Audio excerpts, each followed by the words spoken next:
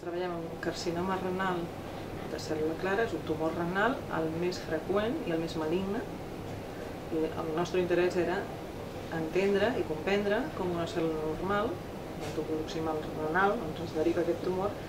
es converteix en una cèl·lula maligna i com aquest tumor acaba progressant. Vam aconseguir mostres de teixit normal i tumoral de pacients que s'operaven aquí a l'hospital, i amb aquesta col·lecció de mostres normals i tumorals del mateix pacient vam fer un estudi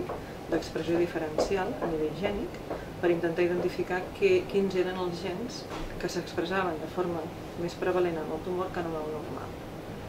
I a partir d'aquest estudi vam trobar un gen que ens va semblar especialment interessant, que la seva funció era desconeguda, continua sent-ho, però ja sabem més coses que no sabíem, que es diu el KIM1, l'HBRC, un gen, més que una proteïna, era un gen que s'estava sobreexpressant en el 60% de carcinomes renals. I a partir d'aquí vam voler veure quin era el seu paper en el desenvolupament i la progressió del tumor. Si un tumor expressa més KIM que la part normal, i no sabem encara per què l'expressa, però l'expressa, quines conseqüències té expressar més KIM? Això modifica tot el programa d'expressió gènica de la cèl·lula.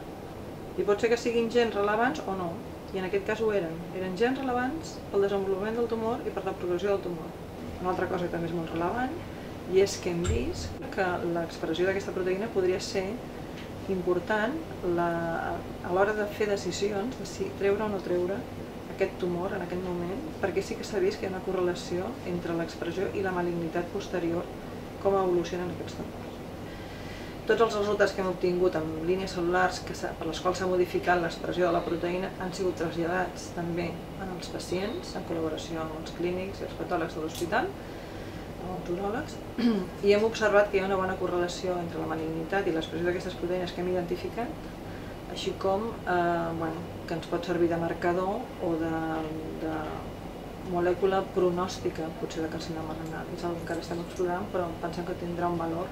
de cara a poder